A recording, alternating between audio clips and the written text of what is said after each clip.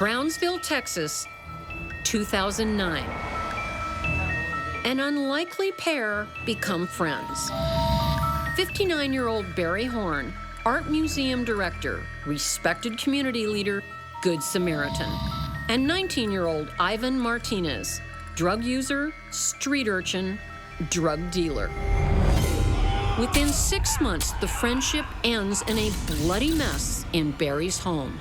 The popular arts ambassador is stabbed 69 times. Within weeks, Ivan Martinez admits to the killing. He says Barry raped him, and this was payback. In June 2011, Ivan pleads no contest to murder and is sentenced to life in prison. There, this sad story should end, except for one thing. Ivan now says he did not do it. In the Robertson Unit, maximum security prison in Abilene, Texas, I've come to discover if there's more to this tragedy. I'm Candice DeLong. As an FBI agent, I worked on the front line for the world's most powerful law enforcement agency. I went undercover, I trailed terrorists, and I interviewed notorious killers. It's my job to understand the people who others cannot comprehend.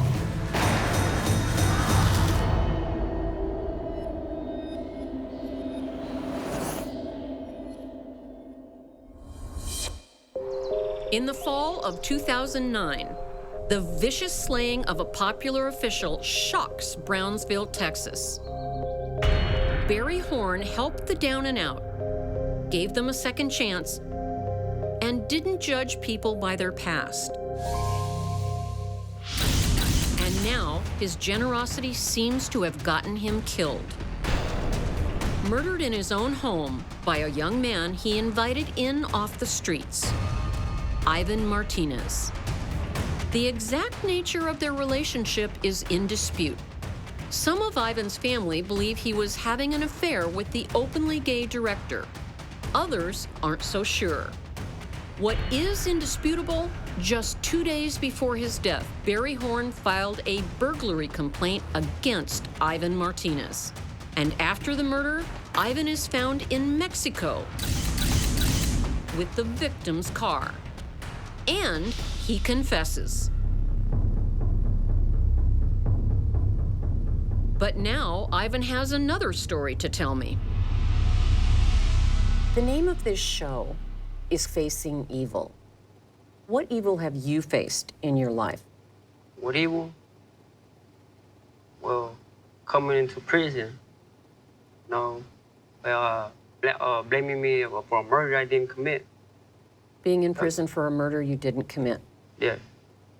Tell me about your childhood when you were a little boy. I was taken to foster parents because my mother used to beat me up a lot. My mother kicked me out of the house. Why did she do that? Because her boyfriend, he didn't like me. What did that feel like? I mean, your own mom kicks you out because she wants her boyfriend there? Yeah. She kicked me out, and I was in the streets. I was making it in the streets. I was stealing. At 12 years old? Yeah. How do children that are 12 years old survive on the street? By stealing or whatever, trying to do. And then where were you sleeping? In the streets. Goodness. It'd be very dangerous for a young boy. Yeah. I've heard this story so many times. Parentless children falling in with the wrong street crowd. In Ivan's case, on both sides of the Mexican border. Did you get into trouble with the law when you were a teenager? Yes. What kind? Burglary of a motor vehicle, burglary of habitation. I went to Mexico and I got locked up over there. For what? For a fight. I barely turned 16, I think, when I went to prison over there. How old were you when you got out of the Mexican prison? I turned 17. 17? Yes. And then what'd you do? I came back over here. Eventually, you met Barry Horn. Yes. In 2009, Ivan catches a break. when he returns to Brownsville, Texas. 59-year-old Barry Horn has a generous reputation and a good heart. He offers Ivan a job in the art museum. Right, he told me if I needed a job, I'm like, yeah. Right, so I was working at the museum. You were working at the museum doing what? Organizing events. Really? Okay. Yes. Did you like that? Yes, I liked it. And you're getting a regular paycheck? Yes. You found out he was gay. I could tell, yeah, how the way he would act and the voice. Well, it wasn't a secret. No, it wasn't a secret. Everybody knew about that. 19-year-old Ivan Martinez has been in trouble on the streets for 7 years. In 2009, he has a chance to turn his life around when he meets Good Samaritan Barry Horn. Barry gives him a job and takes him under his wing. Barry claimed Ivan even moved into his house. How did it come to happen that you moved in with him? I didn't move in with him. I would just stay sometimes in that house. You weren't living there a No. lot of the time? You would just sometimes stay there? Yes. Why? He would ask me to take care of the house. Oh, to take care of the house. Yes. So if I understand you correctly, you were not a regular overnight guest at Barry's house. No, Why did the police say that you were? I don't know.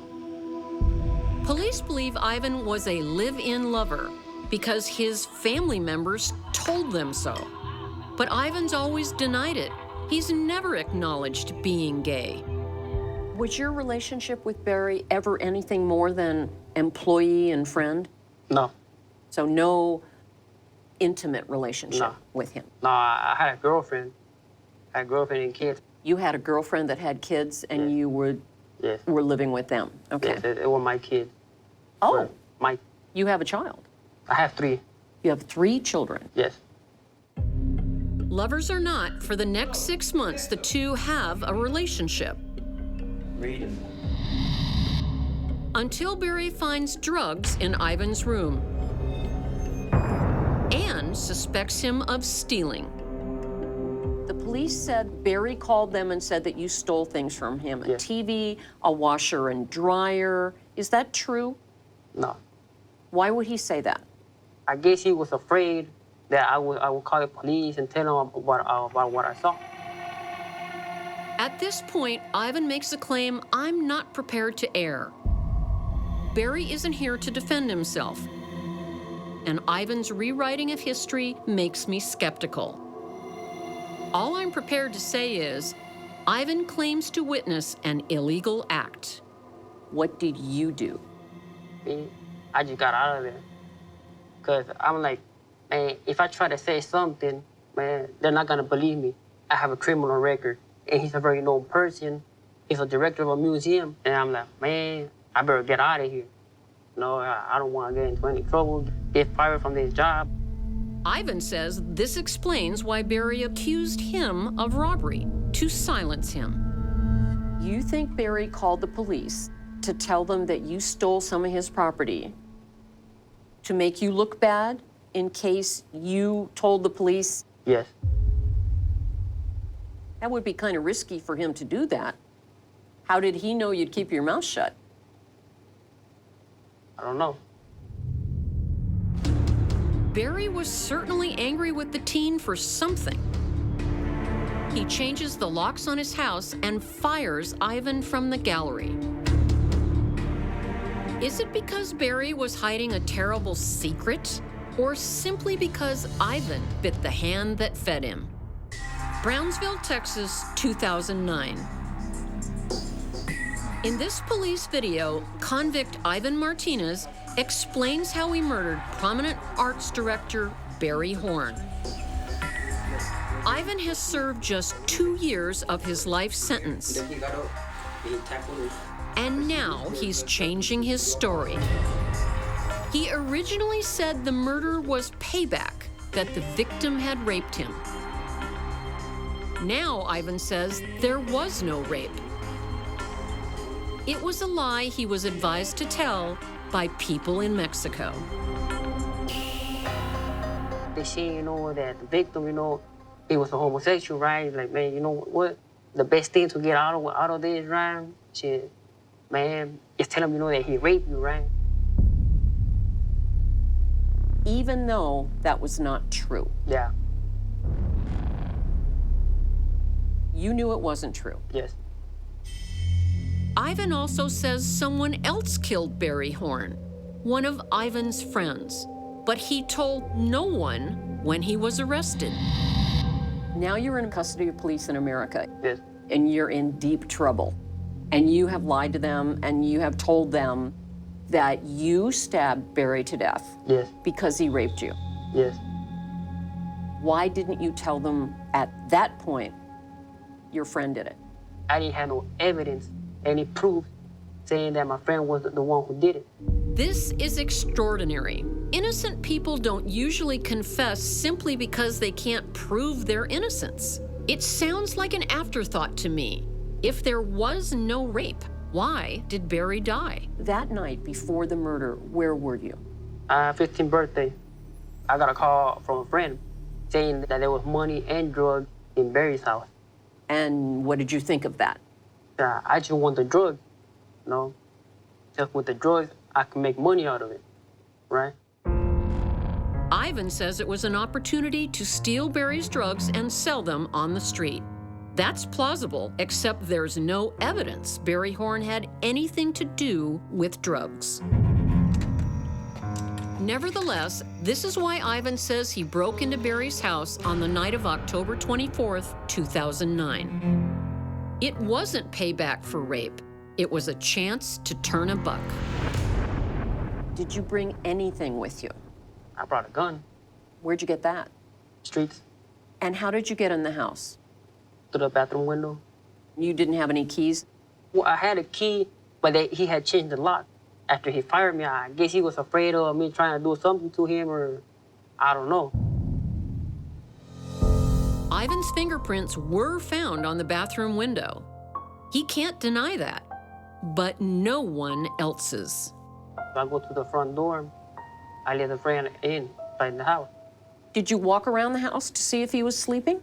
He was in another room. He was in bed, Yes. sleeping. Yes. Ivan says that's when he realizes his friend has a knife. I didn't even know he had a knife with him, right? He takes out a knife. I'm like, what you want that knife for, right? I thought you weren't gonna have anything. I'm like, man, I got this gun, right? But I ain't really scared of it, right? Of using it, right? But I ain't gonna kill him, that's for sure. Ivan says they only want to scare Barry into giving up the combination to his safe, where the drugs are stored. We turn on the light. Where is it? And my friend tell him, man, what's the combination to the safe? He's like, man, please, man, I don't want to die. I'm like, man, well, you better give it the combination to that safe. In my experience, the burglar usually forces the homeowner to open the safe, not take dictation. He coming back and he tell him, man, that's not the combination. Man, my friend, he was drugged, right? He was, I think he was on marijuana and ecstasy. I don't know! So he started stabbing. He kept on stabbing him on the floor. I'm like, saying, man, chill, you know? Said, man, you're gonna stop stabbing him, right? I don't know, I think he's probably dead or something. We should call a hospital, right? Why not call the police? Call an ambulance. Call 911 and split. So I thought that he would probably say something that was in there too. I would be an accomplice to that. And I would still eventually get time for it. So that's the only reason why I left. I didn't want nothing to do with it. A young man faced with the scene Ivan's describing may not be thinking with all his faculties, but an innocent young man would surely try to stop a drug robbery from going so wrong. 69 stab wounds, to me, says the killer had a beef with Barry Horn. What do you think was going on in the mind of the person that stabbed him 69 times? I don't really know. But he was drugged. You're drugged, you lose conscious of what you're doing. You know? You stab one person, you lose conscious of what you're doing, you keep on repeatedly stabbing that person. according to the prosecution and Ivan himself back in 2009, it was Ivan, not his friend, who stabbed Barry.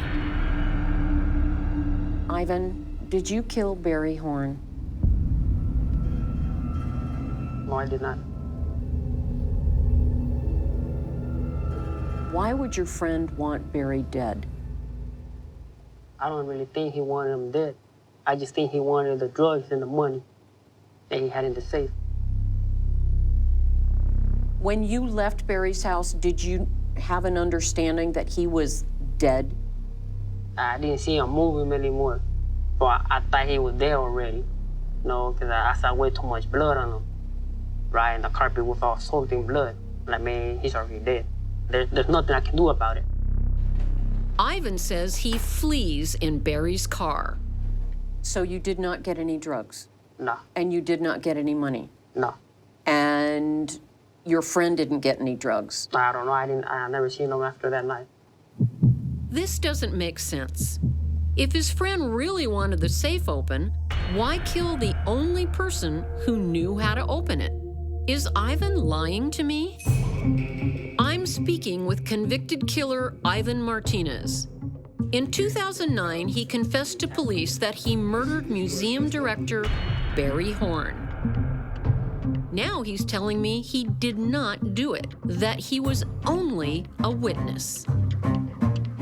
The police and the prosecutors, the state of Texas, says you are guilty of killing Barry Horn. What do you think you're guilty of? Just being there.